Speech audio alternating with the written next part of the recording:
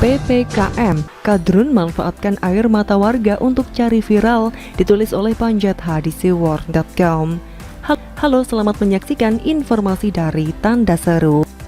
Pemberlakuan pembatasan kegiatan masyarakat atau PPKM secara resmi diberlakukan pemerintah sejak 3 Juli hingga 20 Juli 2021 mendatang di Jawa dan Bali. Tujuannya jelas dan pasti untuk melindungi masyarakat. Di tengah makin meningkatnya kasus baru COVID-19, upaya itu adalah cara yang paling ideal. Sebab kalau mengharapkan masyarakat dengan sadar sendiri menjaga jarak, menggunakan masker sesuai tuntutan protokol kesehatan, terasa sangat mustahil. Dan yang perlu kita sadari, Indonesia tidak sendirian dalam situasi semacam ini. Semua negara pun mengalaminya. Semua negara yang terpapar mengalami apa yang kemudian disebut gelombang kedua, dan seterusnya. Negeri kita sempat mengalami penurunan kasus secara drastis pada Mei 2021, namun tiba-tiba menaik lagi memasuki Juni 2021. Mungkin ini bisa disebut sebagai gelombang kedua. Apapun itu sebutannya, kita harus sadar bahwa wabah ini belum berakhir. Apalagi peningkatan ini disebut karena adanya varian baru yang daya tularnya lebih cepat dan mematikan. Ditambah lagi sebagian masyarakat yang menganggap bahwa COVID sudah selesai, sehingga prokes tidak lagi diindahkan. Lebaran lalu semua orang ingin mudik untuk sungkem, walaupun dilarang secara resmi oleh pemerintah. Luhut Binsar Panjaitan menyatakan bahwa peningkatan kasus ini merupakan kesalahan kita semua. Tentu saja itu bahasa halus menyindir anggota masyarakat yang ngeyel dan menganggap enteng pandemi ini. Sebab kalau saja Menko Maritim dan Investasi yang ditunjuk Jokowi jadi komandan PPKM ini menuding masyarakat yang memang bandel, maka Kadrun akan bersorak-sorai sebab ada amunisi baru. Kaum Kadrun memang menjadi duri dalam daging di negara ini. Bahkan di belahan dunia manapun mereka berada, mereka yang ingin berkuasa dengan cara jualan agama akan selalu berupaya memainkan apapun atau menggoreng isu apapun untuk menyerang dan mendiskreditkan pemerintah. Dengan memainkan agama tentu saja, tujuan mereka hanya satu, menjatuhkan pemerintah atau menciptakan kekacauan di tengah masyarakat. Sebab hanya dengan adanya kekacauanlah mereka bisa memainkan langkah-langkah biadab itu. Kadrun tidak ingin negeri ini aman dan damai. Kadrun tidak berkepentingan jika pemerintah sukses mengatasi COVID-19. Kadrun hanya mengintip celah dan memanfaatkan kondisi saat ini untuk kepentingan mereka. Lihat saja ketika seorang oknum penceramah agama mengatakan bahwa Tuhan bisa marah karena tempat ibadah ditutup demi PPKM ini. Ini sangat provokatif dan bodoh, apalagi ini bukan yang pertama kali.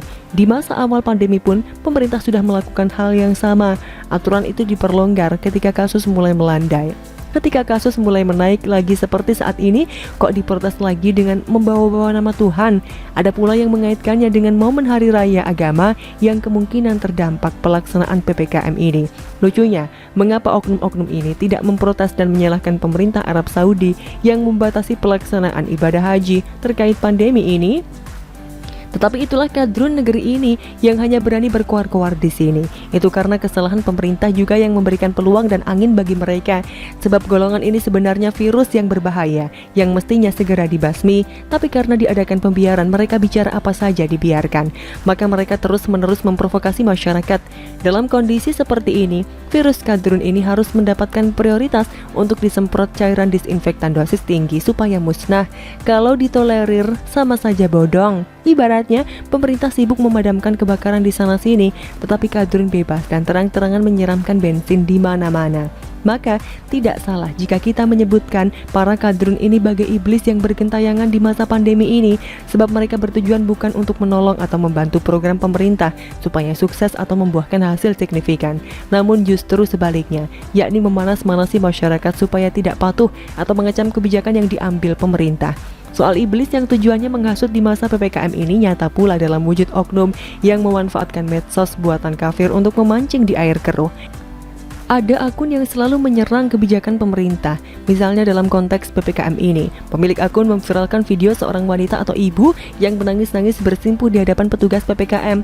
Kemungkinan ibu itu seorang pedagang yang dilarang beraktivitas.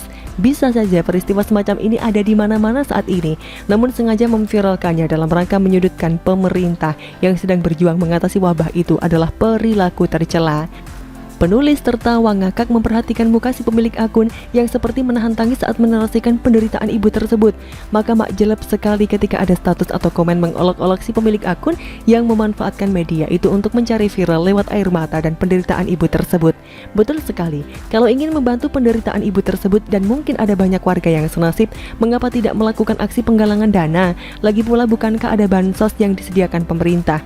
Tapi Kadrun malah terkesan membuatnya jadi viral yang pada akhirnya bertujuan menambah pendapatannya sebagai YouTuber. Atau apakah si pemilik akun tidak tahu bahwa dia juga memanfaatkan media kafir yang mestinya terlarang bagi Kadrun? Bagaimana tidak, wong bertepuk tangan atau meniup trompet saja diharamkan, tapi menggunakan medsos tidak dilarang. Kadrun memang selalu bikin susah dan membingungkan banyak orang dengan segenap kedunguannya. Ma'ruf Amin ban serep dan isu mundur, ditulis oleh Anto Cahaya di sewar.com. Halo, selamat menyaksikan channel Tanda Seru. Beberapa hari belakangan ini di tengah derasnya berita terkait COVID yang melanda negeri dan membutuhkan penanganan yang serius dan fokus, banyak pihak yang menanyakan kiprah Wakil Presiden RI Ma'ruf Amin selama ini. Sosok Wakil Presiden Ma'ruf Amin yang jarang terlihat tampil menghadapi berbagai persoalan bangsa dan kompleks, mencuatkan berbagai tanya. Publik pun banyak menilai kinerja Wakil Presiden kurang maksimal dalam menghadapi situasi saat ini.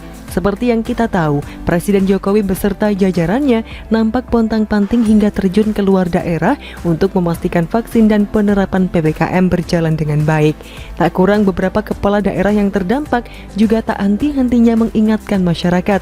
Contoh yang sering mendapat perhatian publik tentu aksi Ganjar Pranowo, Gubernur Jawa Tengah, selepas subuh seraya berolahraga menggunakan sepeda, mengingatkan warganya untuk jaga protokol kesehatan. Sesekali menegur mereka yang kedapatan tidak pakai masker atau warung yang melayani pembeli dan makan di tempat. Ayo maskernya dienggo, dipakai. Ayo itu jaga jarak, warungnya tak tutup kalau masih langgar aturan loh. Suara Ganjar memecah hiruk-pikuk orang-orang yang terkaget-kaget ada gubernurnya muncul di antara mereka. Terlihat remeh-temeh memang, tapi cukup efektif. Karena kesadaran masyarakat kita yang rendah, atau mungkin lebih tepatnya dablek, aksi Ganjar terbilang sederhana. Memanfaatkan waktu jeda keliling menyapa dan mengingatkan warga di sekitar Puri Gede tempat tinggalnya, mengisi waktu luang sebelum akhirnya berkantor di bilangan Jalan Pahlawan Kota Semarang. Masing-masing kepala daerah memiliki cara tersendiri di luar ketentuan dasar dalam upayanya memutus rantai penyebaran. Kembali ke Ma'ruf Amin, Wakil Presiden saat ini. Banyak pihak yang menanyakan peran Wapres saat pandemi. Ma'ruf Amin oleh mereka tidak nampak ke permukaan atau terlihat di lapangan, sehingga isu yang digulirkan sampai dikabarkan lengser segala karena dikatakan hanya ban serep. Akhirnya, saya mencoba mencari tahu kebenarannya dan kabar kiprah Wakil Presiden ke-13 Republik Indonesia ini melalui pemberitaan.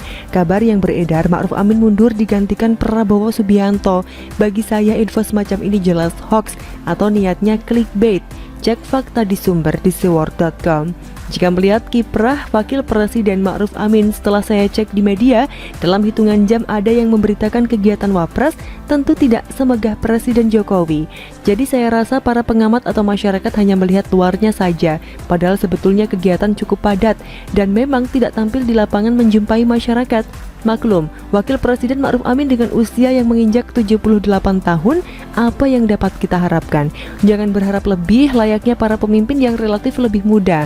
Sebetulnya, dari sisi usia selisihnya tidak jauh dengan Luhut Binsar Panjaitan, 74 tahun, tapi mobilitas LBP memang dahsyat, masih terlihat semangat. Luhut yang berlatar belakang TNI tentu memiliki fisik berbeda dengan Ma'ruf Amin.